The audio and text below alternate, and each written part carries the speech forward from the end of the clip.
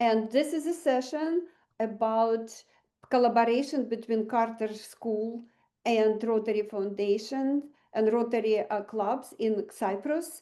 And this project, which started a year ago from online to point of view process, and then to continuous workshops on projects efficacy, reflection of how we bring people across divide, and a lot of projects which Rotarians implement in their communities and across the line.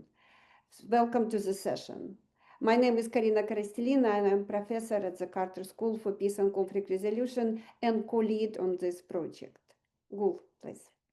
All right, thank you, Karina. This is Gülgür, again, adjunct professor at George Mason School of Carter School of Peace and Conflict Resolution, and welcome again to our panel. And in this panel, we also have, in addition to our Rotary representatives from Cyprus, we also have AmfiCip representatives, Maria Tsiarta and Mustafa Öngün, and they are associate civil affairs officers in the civil affairs section of AmfiCip, and they work as part of the intercommunal team responsible for building trust between the communities on the island, and they have been doing this job for 7 years now, and we wanted to invite them to, we will be really delighted if they could share their insights on the peace building landscape in Cyprus now from the UN perspective, and tell us about their ongoing projects, because I think it's going to give us a, it will allow us to see the bigger picture in Cyprus in terms of peace building. Thank you so much. And Maria and Mustafa, the floor is yours. Thank you very much for the invitation. I think it will be a really interesting discussion, and thank you for including us. I'll start with just a little bit of a brief on what is the role of AmfiCip.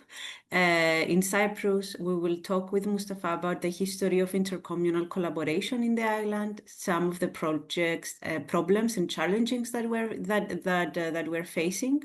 What's the approach that we use in AmfiCip Civil Affairs, and some of the achievements that we have had so far. So maybe a lot of you already know that AmfiCip is one of the longest running UN peacekeeping missions, and it's been in Cyprus since March 1964. So it's been 61 years in Cyprus now. So its mandate by the Security Council is to prevent further fighting between the Greek Cypriot and Turkish Cypriot communities on the island and bring about a return to normal conditions. The mission's mandate remains the same since 1964, and it's being renewed every year. Since the de facto ceasefire in August of 74, AmfiCip has supervised the ceasefire lines, provided humanitarian assistance, and maintained a buffer zone between the Turkish and Turkish Cypriot forces in the north and the Greek Cypriot forces in the south.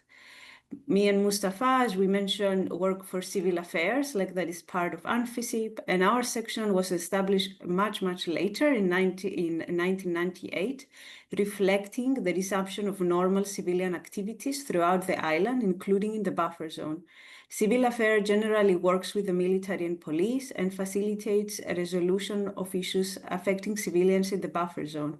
And then it has a much smaller section, that is what we do, that is to promote intercommunal collaboration and trust building. We just wanted to mention that in Cyprus, there is a separate political mission that deals with issues of negotiations, and that's not the main job of AmfiCip. Mustafa? Okay, again, thanks for the invitation. I'm really happy to be here and to be able to share our experience and talk about the peace building efforts in Cyprus. In a bit, we will go into a bit more details of what AmfiCip Civil Affairs and specifically our section responsible for trust building do. But before going into that, I wanted to very briefly mention about some historical aspects of peace building in a way. I wanted to say that the cooperation between the communities in Cyprus existed long before actually the conflict started. So there is a tradition of cooperation on the island. since the Ottoman times, maybe, that we can refer to. I'm not a historian myself, but when we look at some important scholars or work that they've been doing or the accounts of people, we see, especially in the formerly mixed villages in rural areas, not a lot of intercommunal connections and cooperation and collaboration in terms of business, in terms of day-to-day relations and all that. So the reason I wanted to mention this is because what we're trying to do with some maybe more recent contemporary terms is not something totally foreign to the island. So it is not something that is imposed by some international organizations or powers. We believe that there has always existed a tradition of cooperation and collaboration on the island. And even during the conflict times, when ultranationalism raised in late 50s and during the 60s, and a lot of people bought into this and became part of these nationalist movements that eventually led to the actual violent conflicts and all that. Even during those times, on the ground, we hear accounts of people who were really helping each other during the conflict. Who were trying to hold on to their neighborly relations. Of course, they didn't have the terms like peace activism, trust building, peace building, all these at that time, but we know from people that there were people who are trying to keep their relations good, keep cooperating and building peace among each other. This is, of course, not to romanticize the past or try to say that we never had a problem in Cyprus, but suddenly some, again, foreign powers or some things happened mysteriously and we found ourselves into conflict. I'm not trying to say that. But I'm only trying to make the point that there has been and is still a tradition of people who are trying to build connections and peace and relations on the island. And what we're trying to do is, in a way, to try to support that effort and keep it alive. And of course, after 74, to the opening of the checkpoints up until 2003, this tradition got blocked very much due to the fact that the island was divided after 74 and there were checkpoints which were closed, and people had almost zero opportunity to build connections and trust. So they had no communication, almost zero communication and contact, and this created another new reality on the island. But we can see that in the 80s, for instance, some activists or some people who wanted to continue that existing tradition started to meet abroad, or also from time to time started to meet in the buffer zone where we call Letra Palace Hotel. They started to have some meetings and initiative of activists started to emerge, that those were mostly facilitated or supported by embassies or different organizations. The UNFICYP didn't have the lead back at that time. But with the opening of the checkpoints, which was probably one of the biggest shifts in the intercommunal relations after 74, a new reality again emerged where people had now more opportunities to contact and start to build relations. So UNFICYP has a more active role as an external support with very limited funds and with limited staff to support these efforts now that are emerging. But still, we need to say that this tradition of activists or what we're supporting is present. They're very active, but quite weak when it comes to affecting the macro political conditions on the island. This is, of course, due to many reasons, but to again make it very brief, one of the main reasons is the lack of institutionalization of the peace building efforts, let's say. there is some kind of discouragement and not, or maybe not permitting intercommunal activities to happen on a structural level. Whereas in the past, before the conflict, the relations were built more naturally and organically. There's no such institutional structures that can allow these organic relations to emerge on the island now. So people need to put some effort into it. They need to cross, they need to come to the buffer zone, they need to find funding and all these things to be able to create these relations. But despite of all this, still there we can say that there's significant lack of contact, knowledge, and understanding about the other community. Intergenerational trauma still exists, fears still exist among the communities, and there has been no truth and reconciliation process officially progressing in Cyprus. And all these are very big structural obstacles in front of the peace builders on the island, and also the international organizations too. There's still the blaming the other community, or sometimes even in the Cypriot culture on both sides. I think we have this culture of blaming some other entities for our problem, like the international organizations, situations, and all that. So that can also be an obstacle from time to time. Um, People are used to and accepted the status quo after many years of division. There's some fear of change and no really mainstream discussion about a solution or about intercommunal relations. And there's a lot of disappointment due to lack of the solution, and a lot of disappointment from the Turkish Cypriot community because of a lot of failures in the recent processes and among the both community, but especially after Dannan Plan, a lot of frustration can be observed in the Turkish Cypriot communities. So these are some of, in brief, what is the context that we are working in.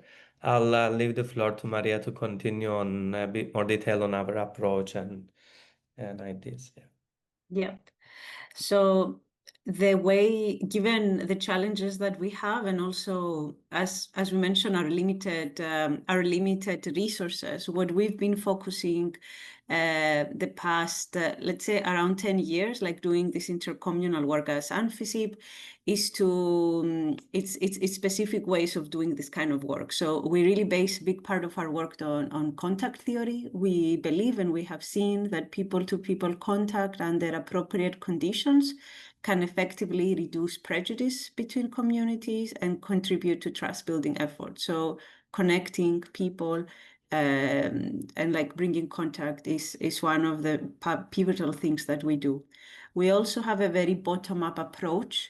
We work with civil society actors and non-formal group. They are key interlocutors for intercommunal interaction. We generally try to reach out to people that maybe don't have extremist views, and to people that maybe like are pro-solution, but also maybe not have like strong opinions about these issues on the peace process or on reconciliation, because we believe this is the way to reach a bigger audience and create possibly a critical mass in this way. We also work very much, we try to work very much outside of Nicosia, and we are very much context oriented. So our activities are based on the specific needs and conditions of each region or of each sector. Mustafa and me, for example, work in the village of Pila, that is in the buffer zone, and work mostly in the Famagusta and Larnaca regions. So we also always try to engage with new organizations and new influential actors and work with them, while at the same time continue to support long-standing groups that need our support. But there's been a big focus the past few years on reaching out to new people and engage new audiences. And we do this through specific thematics. So we've invested quite a lot on issues related to the environment. So environment and peace is something that really that we really focus on. Issues of innovation and business is another angle theme that we've been working on. And we've been streamlining in this kind of work the youth peace and security agenda and the women and peace and security agenda.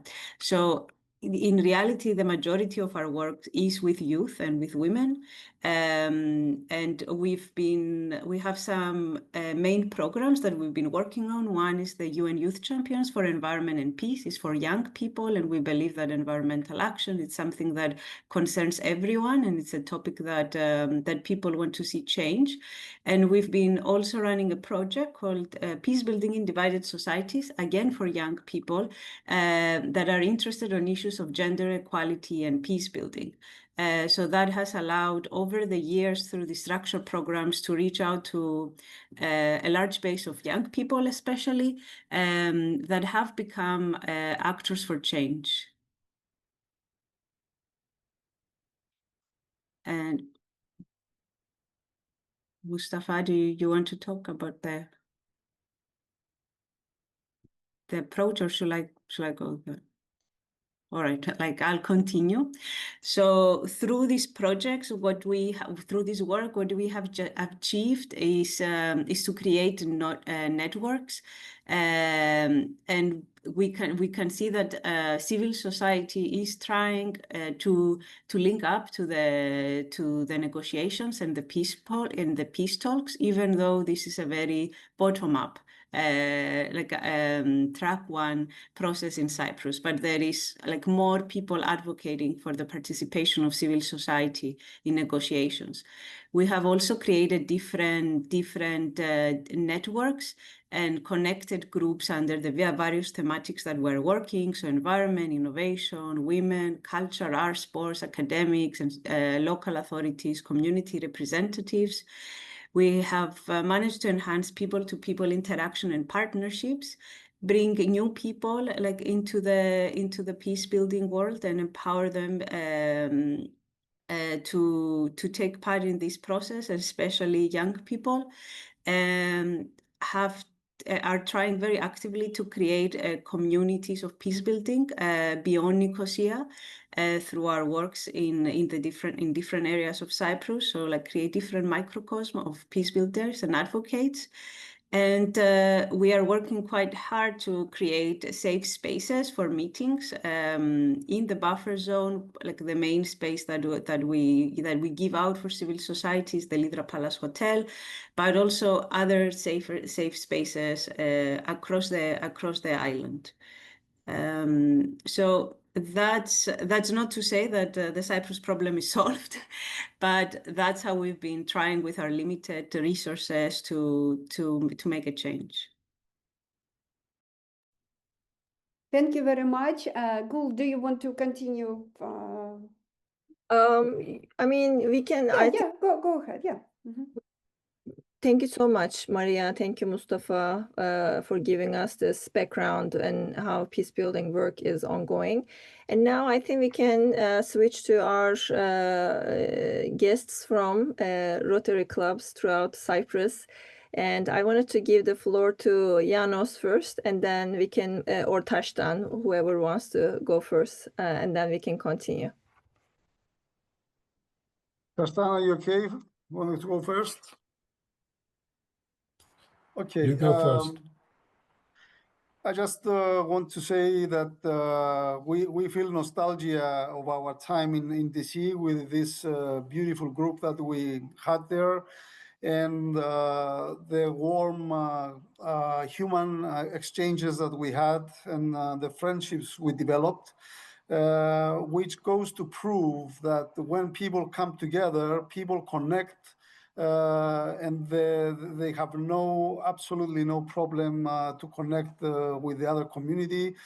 We as Rotarians, this is our everyday life, because we are the only organization in Cyprus that is under one roof. So we exchange, we participate in events in the other community, we visit the north, The Rotarians from the north visit the south quite often, and we feel very close to each other as the Rotarian community. Many times we even forget who belongs in which community. So I think we're a living example of how both communities in Cyprus can live together in peace. And we want to spread this, let's say, culture and understanding into other people around us. And many times we try to act as catalysts for this civic society to come together and maybe create a momentum that will make our leaders think of how to bring peace closer. On a practical level, we try to develop even some projects together after all the ideas we developed in the DC forum. And this year, personally, I happen to be the Deputy District Governor of Cyprus Rotary. So my team and I are preparing a set of initiatives to bring people together from both communities. And we are thinking of organizing a peace forum in Limassol. Limassol is in the south of Cyprus, and unfortunately is the most distant from the north, and also the economy of Limassol is so vibrant, and everybody has been caught up with how to make money, and almost forgot that we have a problem in Cyprus. So we want to have this peace forum in Cyprus and invite people from both communities and have an open-minded panel to talk about how to imagine peace in Cyprus and what we can do as civic society to promote this. It will be a non-political forum where we will invite not only Rotarians, but people from both communities to attend as well. And also, we are trying to engage in social projects together that help both communities. We have a project going on now for children with rare diseases. So we try to raise money and buy a special vehicle that will visit the north and the south to provide some cognitive tests and other physical testing and treatment for children with certain rare diseases. And we'll continue on this path. And we would like to keep in touch with this group. I had a very good interview with Gül last May, and we talked about what we got from the DC forum and how can we move together forward. And we have many other ideas, like how to involve the influencers on both sides and create some online platforms for people to exchange views and hopefully mobilize the civic society, the silent majority of people on both sides who want finally peace in our country. It's been way past due, and we need to move. That's all I had to say, and if you need anything further, I'm available to reply. Thank you, Janos. And dear Tashtan, the floor is yours. Okay, I joined my Rotary Club in 2008, and so this was at the time when the interactions between the two communities inside Rotary had really taken hold, and we were meeting together and cooperating. And I, as a young person at school in the United Kingdom, I was always interested in peace building because of my background coming from Cyprus, which was a conflict zone, and having lived through the 1960s in Cyprus as a young child, and seeing how it was the conflict that affected people's lives, I always wanted to be a part of peace building. So, like Mustafa Ongun said, in the 90s, people started coming together and meeting at the Little Palace. I was one of those persons. So I've been involved in meeting with Greek Cypriots, who are our fellow islanders, for many, many years, for over 30 years, I think now. And it's the only way to achieve peace is through cooperation. Politicians have this mantra that you can only achieve peace through strength. And at the moment, the political leaderships in the world are pushing that way.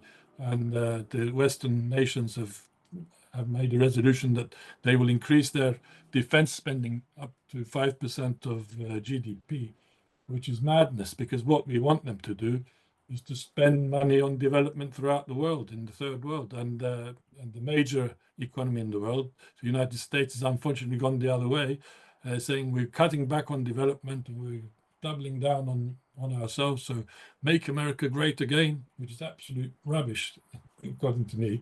They'll make America less and less great, and it will go the way the other hegemonies in the world have gone. It will disappear. Never mind.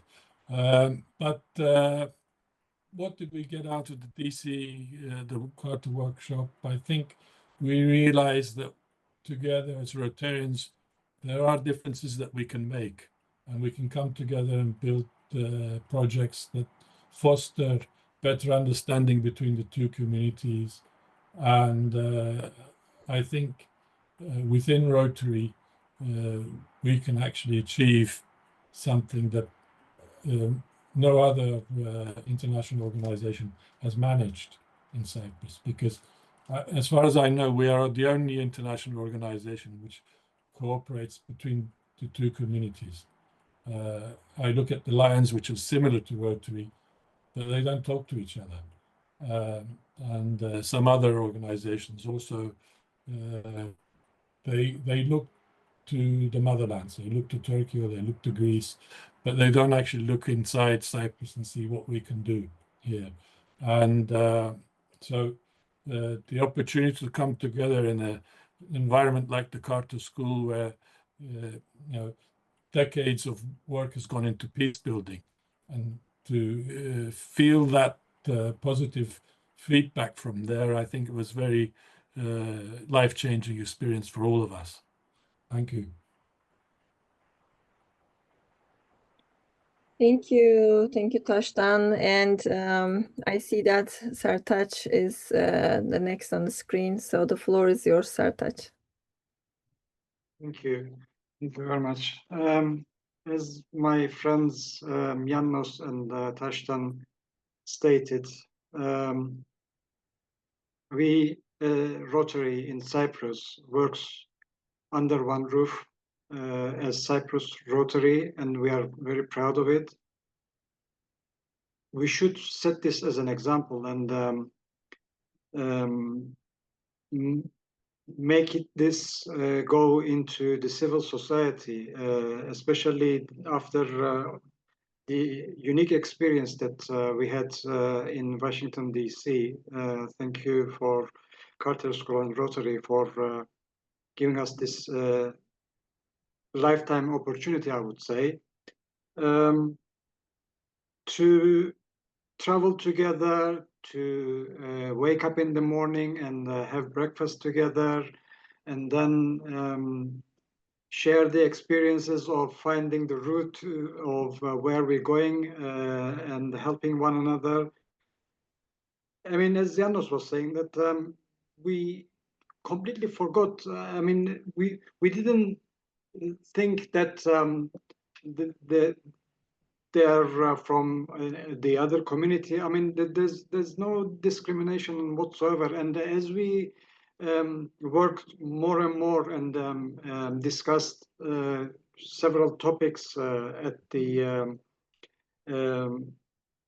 point of view to find ways of maybe helping to get the talks undergoing again to help with the peace building in Cyprus. It was a very unique experience, and we discussed several projects of what we can do, how we can get the civil society together, and I believe that if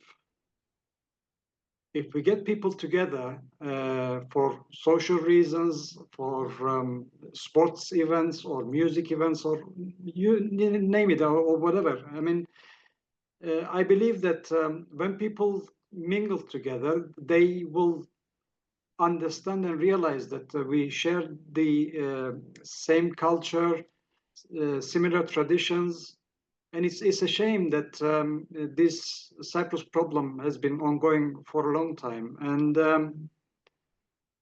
I'm sorry to say this, but I feel that the tensions seems to be building up, or there's lots of conspiracy theories going around, and I'm scared. I don't want to lose this. I mean, we, as I said, Rotarians, put our weight and help with the peace building in Cyprus. Thank you. Thank you so much. And I think we have Mihalis in the row, and our last speaker. Okay, great. So first of all, thank you, Gül and Karina, for setting up this call, and Maria and Mustafa for sharing what you do at Unfigip. Very interesting. So very briefly, my name is Mihalis Prodromou, and I'm a Rotarian. So I was very lucky to be invited to the trip last year to DC, where we're approximately 25 people, half Greek Cypriot and half Turkish Cypriot. So acting as our personal capacity, where we've for a week it was very, very tense with sharing our thoughts, action plans for how we can get communities together to put some pressure on our leaders, as my fellow Rotarians have mentioned, to hopefully reach a solution. I believe that 99% of the people on the island want peace. I think none of the people want to have either war or conflicts for their families, for their kids. So that's very important to have in mind. Now, the thing is that Maria has mentioned that your approach is mostly to approach not, let's say, the people with strong opinions or the extremists. We are on, that's a question to you, to Mustafa and Maria, about having your thoughts on this aspect. Whereas on DC, I was fighting for a week to have, let's say, one action plan is to have meetings and engage the wider community, actually, from the far extremist left to the extremist right, because actually these are the people that, let's say, will start a conflict. So, and at the end of the day, let's say, as the peacemakers, we do know that they also want to have peace. Very few people are those that they want to have war, or they are making money out of any war. So it's so important for us to understand that we have to engage the wider community, because I mean, having events and just have the usual suspects, I think it has proven that not a lot could be done. So I'm not sure if this is an approach that we should think of it, and try to engage the wider community, and of course, knowing that the facilitators or whatever we're trying to do is just to transfer to all these people that we want to have peace, is what everyone wants, and any other solution is going to be disastrous for both communities. And of course, as Sertaç has said, I mean, we're really in turmoil. I mean, our area is really, we know where we live, we know what's happening, so we have to take action. Thank you. Thank you, Mihalis. Thank you so much to our speakers. I don't know, Karina. Yeah, I can. Thank you very much. So again, we're really pleased that you are here and sharing this idea. So what we find in collaboration with you conducting this long-term point of view process, but also working with you for multiple workshops in Cyprus, we really found that, as Maria told and Mustafa told, this part of community engagement, reconciliation, peace building on community level, it's a very important part. While in many cases we see people telling that Cyprus solution can come from negotiation, from government decision, we clearly see that preparing people and also in developing this pressure from civic society, from different groups on the negotiation process is very important part of the, and also looking for multiple solutions and multiple positions. What we also found from this experience is that Cyprus reconciliation is not only about cross-community work, but also inter-community work. And this is Limassol example, which we just heard about. It's a very important part. Then people have different perception, different way of seeing the conflict within community itself. And while everyone in for peace, as was stressed, how people interpret peace, how they interpret reconciliation, it's differ significantly, not only across the divide, but also within each community.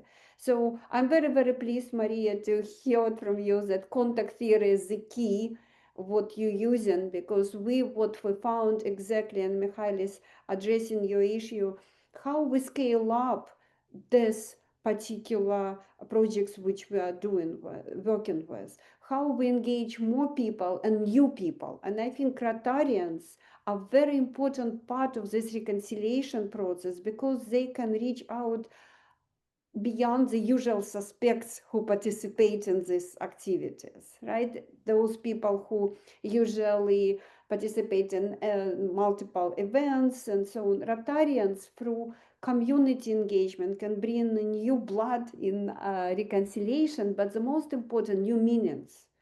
Because this variety of meanings going beyond my project is about, your project is about, by going to understanding that actually it's not about the project itself, but it's about the way how we approach the community peace building. So if I might ask a question, and Gul done a lot of work on trust building in Cyprus, what will be for each of you one or two lessons learned?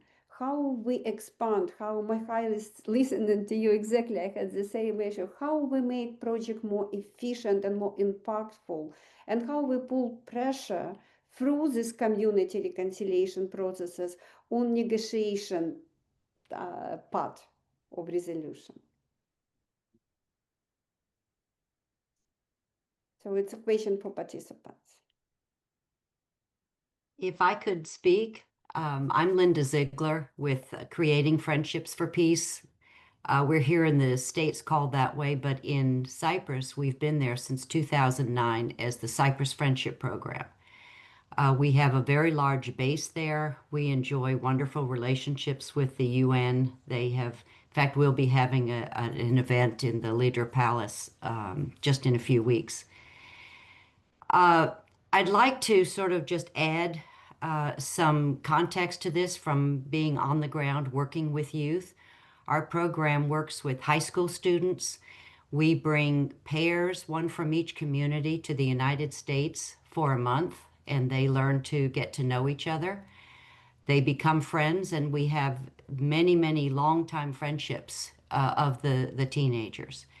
We bring their parents and their families together, and we can also show many long friendships among the parents that still get together and do things together. I think that there's two things I'd like to share with this group. The first is, I think it was Sertash who was saying recent events are a little troubling. We monitor all of the applications and the kids that come, and we've always had a very strong presence. a very strong applicant pool and very strong competition for our program. But I can tell you in the last 2 years, the interest on the part of the Greek-speaking side has dropped significantly to the point that we are now looking very carefully at, is there anything we can do to turn this around? I don't know what's triggering it. I just know the numbers. Even if we have a lot of applicants, they don't come to the interviews day and actually start the process of becoming, competitive for a position to come to the U.S. or to join. We have a very large camp program in Cyprus, and that is still going very well. And Greek Cypriots are participating in that. But the other part of it that we do is we have a Parents and Friends Association.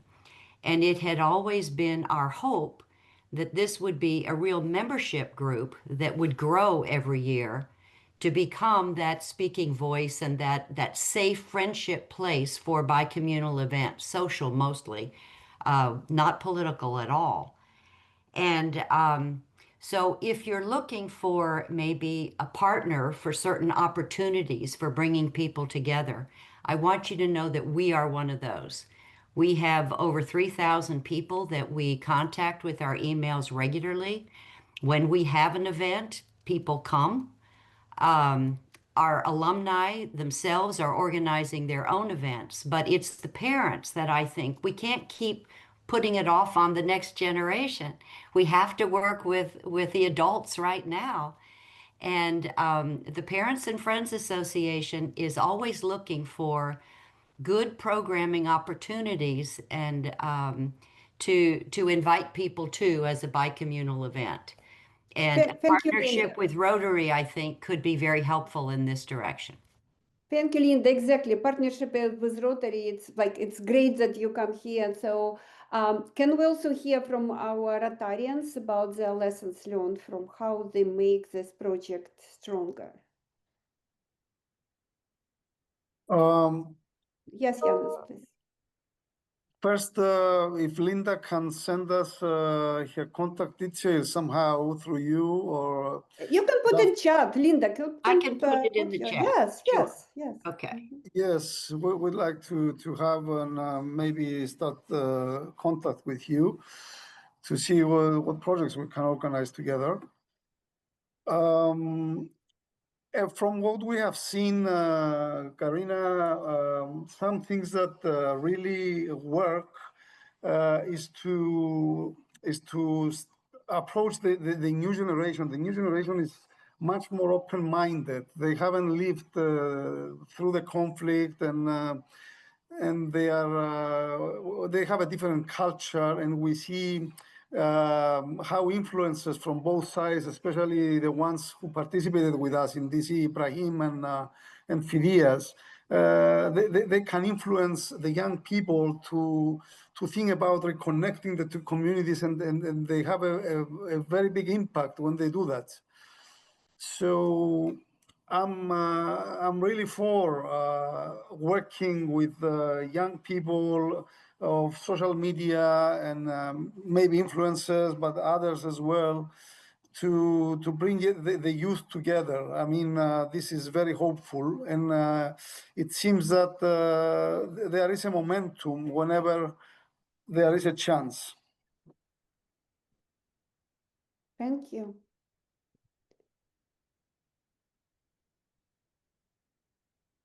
Tashtan, Sertaj, Mike, Michalis, any thoughts? Or Maria Mustafa also? Yeah, maybe Michalis? Maria Mustafa, if they can comment on what I've I seen. can start. Maria, do you want to? Or... No, Okay, you yeah, can start. Alice, you made a very good point, actually, a very fair point that this problem of usual suspects is one of the main challenges facing the intercommunal peace-building world in recent years. So there has been, after the checkpoints were open, or when in the meetings started in the late 90s up until very recently, a community of people were created, but they have become usual suspects. As you said, we use this same term. And what we really try to do, and especially we want to go outside of Nicosia to attract new people rather than the usual suspects.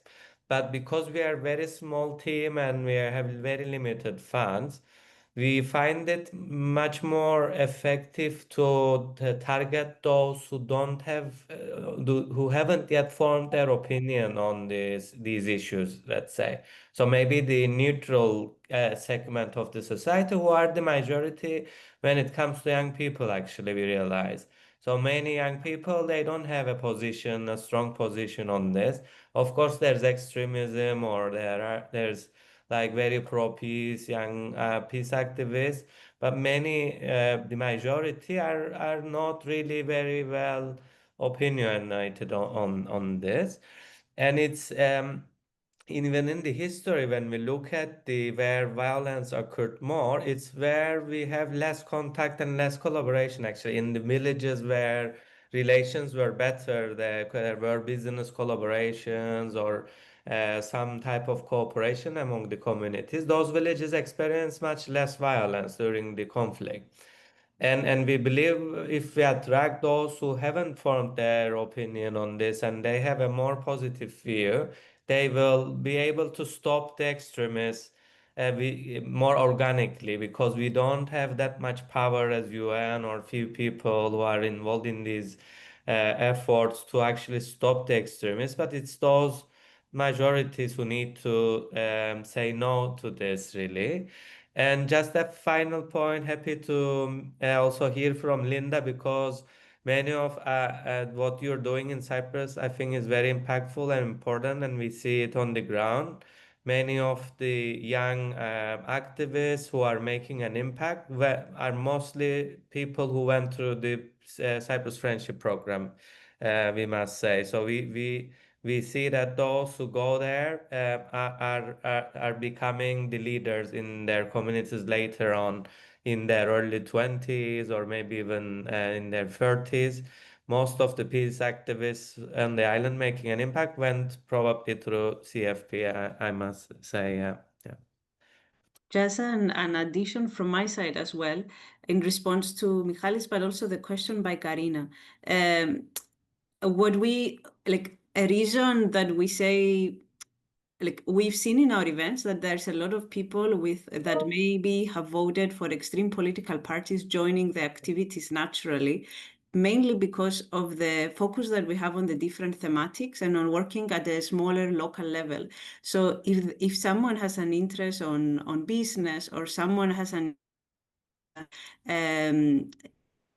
art activity in their village, or to go to visit side, or wants to do anything that, like, their community might, they will come to our it's just mostly the organizers maybe will be people that maybe I don't have extremist views, but I've noticed that it's people from all political backgrounds, maybe, or people that are maybe not so political, that want to be sometimes the organizers. And that's why it's important to work with a diverse group of people and work outside of Nicosia, work on different thematics. And another issue is that we've seen now that, like, the majority of the people, like now in Cyprus, more surveys say that are not concerned. Their main priority is not the Cyprus problem. They're interested on issues that have to do maybe with corruption, economic, like their everyday livelihoods. Like, they also are looking for opportunities to connect, create community. They want more career opportunities, maybe young people, they want to learn. So we try to offer opportunities that will meet these needs in different ways, and that's a way to attract a larger audience. I think something that we should all consider is that these kind of efforts, like, remain small, right? Like, they don't create, like, advocacy of what we've said, like, to push maybe civil society, to push maybe the political elite, the political parties, to change the narrative on what is the Cyprus problem. Because we've noticed from young people, for example, I don't think, like, many of them don't care about properties, like they don't care about these issues that the Cyprus conflict is discussing, right? Like, that we're discussing at the level of the political leaders. they care about other stuff as well, and they're citizens of the world, and they care about this kind of stuff. And the demographics have changed largely in Cyprus, so it's important also to take this discussion, like we've seen outside of only Greek Cypriots and Turkish Cypriots, and try to see that maybe through topics that people are interested in, and like try to find the connections, while acknowledging that there are differences, because we live in a divided country for many years now. Maybe that's something that could influence change. But we will be very happy to discuss with everyone further, like on ideas on how to do that. Yeah, Maria, thank you, because I think this is exactly the way how we can connect, and you can connect to Rotarians, because Rotary clubs, it's exactly where all this expertise in business, in success in industry, success in particular disciplines, this is where a lot of Rotarians can bring this expertise to you for young people, but also can show through this experience of working across different communities. And Linda, thank you for, again, we just know that you're also Rotarian. Welcome to the welcome to the club. We're really happy to see that Rotarians. Please connect, especially if you are here in the region, please connect to us. We will be happy to discuss, continue this collaboration with Rotarians and Carter School. So we have 1 minute, but we can go a few minutes maybe over just to hear what maybe few last words from Rotarians, if you want to share your thoughts. I would like to share something. It just came to my mind. I read Lawrence Taller's account of his time in Cyprus in the 1950s, the book called Bitter Lemons, about 40 years ago, I think maybe even more. And I remember a passage in it, and he says that he was confronted by a nationalist Greek Cypriot, because he was a part of the, my clock is going, part of the administration, the British administration. And he says, you know, these people that were supporting the eco movement, they were very antagonistic to him. And he thought, how can I overcome this antagonism? And he said, I went up to them and started hugging them. And he said, the way to disarm a Cypriot is to hug them. So that we have to find those people who are the extremists and hug them. And maybe we can convert them into agreeing that we all live together on a beautiful island, and that cooperation is the only way forward. Okay, thank you. Thank you very much. Yanis, do you want to say something? Just go across just for some last, for this session,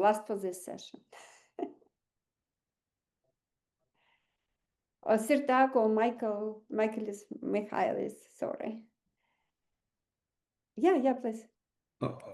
Okay, I mean, Karina, from my side, it's all about to work together and, you know, follow our action plan. So it was a very constructive call, having the background about Unfikib and how we can work together, as also the friendship and Linda. So nothing else to add from my side. Thank you. Thank you very much. I mean, what I can say, it might sound a bit of cliche, but having the dialogue and having a communication and keep the communication and the dialogue going, you are stepping in the right direction towards building peace. So we should keep the contact quite warm all the time. I mean, we shouldn't let the communities go their own direction, and we should always try and bring them together. I mean, as Janos's project that he mentioned, having peace forum in Limassol is a very good idea, because Nicosia is very central, and contacting people is easier. I mean, I feel that the further away you go from Nicosia to rural areas, the less people have contact with the other communities. So we should maybe concentrate more on the further away areas and get people to contact one another and have dialogue and communication to understand that we can overcome this. Thank you. Thank you. And Gul, do you want to tell something? Yeah, thank you so much, everyone. This was a great forum. This was a great panel of hearing from AmfiCip representatives, Mustafa, Maria, to know like what's going on in the background and connecting you guys also to Rotarians here and to Linda. It's great that seeing this collaboration already emerge very naturally. This is really good. Thank you so much, all of our guests from Rotary clubs too. To our guests and the participants list. I see that many people are watching us right now, listening us. Thank you so much, everyone, for coming today for the panel. And I want to make two things. First, I want to acknowledge we have Mary Clark today. Her husband donation to Carter School actually make it possible to run this project. We really want to express very deep gratitude for it. And it was very important to get this seed funding, and we will continue looking for this funding. And I also want to express deep commitment of Carter School to this work, to support all Rotarians in their peace work. Please continue if you have any questions, and we hope that our expertise in designing peace projects, especially in contact theory, which is the key for Cyprus, we really hoping to continue finding ways how we can share our expertise, advise you, have more project clinics in the future, and really glad that this project is a great opportunity for people like Maria and Mustafa learn more about Rotarians, and Rotarians connect to their projects, because this is, we think, is the future of peace building in Cyprus. Thank you very much, and thank you for all participants. It's a short session, but we will continue. It's not the wrapping session. It's the beginning of our online collaboration while we're looking for funding. Thank you very much, everyone. Have a great evening in Cyprus. All right. Thank you, Karina. Everyone. Bye all. Thank you very much. Everyone. Thank you very much. Bye-bye. Bye.